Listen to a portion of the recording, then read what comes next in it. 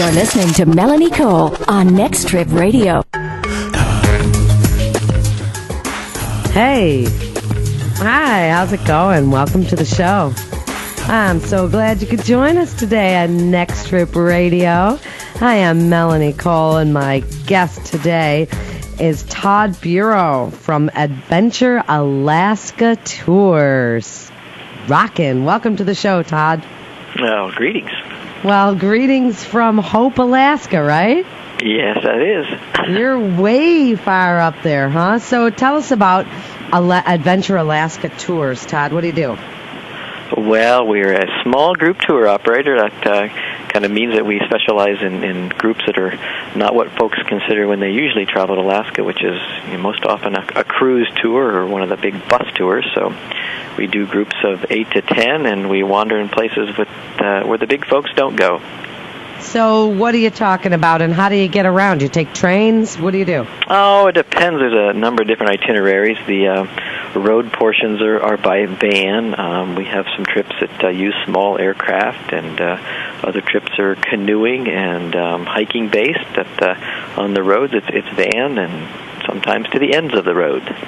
To the ends of the road, and you're kind of at the ends of the earth, too, aren't you? Well, yeah, some places you'd look around and say that's definitely true. That's definitely true. So people that want to book a trip with you, what do they do? They call you up and tell you what they want to see, or do you, because how do you know what you want to see when you go to Alaska?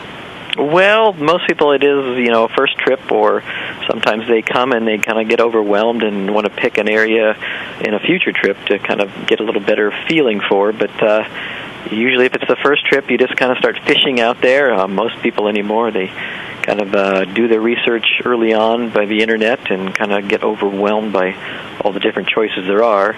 And then you kind of get a feel for what type of trip you're looking to do.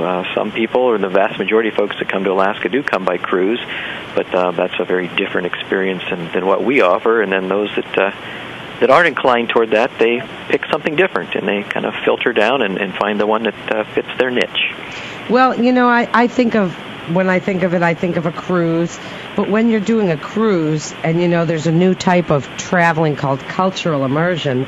And while Alaska is part of this country's 50 states, it does seem a different culture, and these cruises seem to just kind of view it from water and not kind of get in there and get, I'd want to go fishing and rafting and hiking, and so, what would you do? What kind of tours? Well, the biggest difference for the large group or the cruise ship tours, they're basically designed to deal with thousands and thousands of people all the time and every day, so it's a very different experience. They do have cultural components and things, but you can't really promise authenticity in a small village or something like that if you have it all set up for 6,000 people a day. So it's a very different experience. So let's talk about some of your tours. So you've got an interior coastal tour. What is that one? Well, that's probably our most popular. It's a overview of Alaska, and it kind of makes a circle around and has a contrasting different areas. It goes through the interior, and then it has a element into a ghost town, an old mining town at the end of the road in Wrangell, St. Elias. It's actually the nation's largest national park, and most people have never heard of it. And it's a wild, wild neighborhood, and then it crosses over and adds a marine element, crossing over Prince William Sound and then going out into the Kenai Fjords National Park. It's primarily a maritime park, and spends a couple of nights in our wee little end-of-the-road town of Hope. And what do we do in Hope? Well, Hope's kind of our base, because that's where we're at, and we have little log cabins here that the groups lodge in, so they kind of get a feel for how different life is in a tiny town at the end of the road in Alaska. And they also use this as a base to go do the trips from here, like day trips out to like the Kenai Fjords National Park and things like that. So they kind of finally get a place on that particular itinerary. They're in the same spot 2 nights, and we have a barbecue, and we go to a local restaurant, and there's a fabulous little bar at the end of the road that overlooks, it's kind of, the road literally dead ends into the ocean, and it's in the mountains, and they have wonderful music there, so that's also a cultural little element during the summer, too, for folks. A cultural element, that's great. And what's the weather typically like? So we're wearing hiking boots, jeans. snow? Are we wearing winter clothes all the time? Well, it does kind of run the gamut. The summer months are pretty much June, July, and August, but anywhere in there, the weather can change. It can range from actually into the 90s in the interior to it could be in the upper 40s or so, or toward the end of August it could be in the upper 30s or so. So it really kind of swings all directions. So when you travel to Alaska, you best pack layers and kind of be prepared for what the day deals you. And now, when is the best time to come there? If you want to kind of see the interior, is that not a winter kind of thing to do? Well, winter is actually a pretty neat time. We have a winter trip associated with the Iditarod, and it's a fabulous time, but it's a different experience entirely. A lot of things are closed in the winter months, so to see Alaska and kind of get the feel that you see from a lot of pictures is definitely the summer months, because the access is different, and again, a lot of things are open, but then that is usually oftentimes sets people's interest to come back in the other season, which is most of the year, and see what winter's like. So when you come there in the winter, you get to come and hang out along the trail of the Iditarod, where, like any other race, you're going to hang out somewhere at the beginning and the end of it? Well, it's like the particular trip we do. It begins and ends in Anchorage, and they come to Hope and spend a night here, and then we go down to the community of Homer, which is overlooking Kachemak Bay, and spend 3 days kind of learning how to drive a dog team.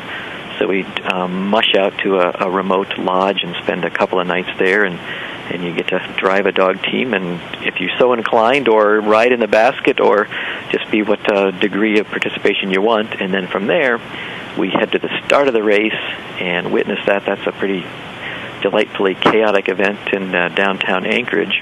And then from there, fly out to a remote homestead along the trail, and that's actually one of the checkpoints.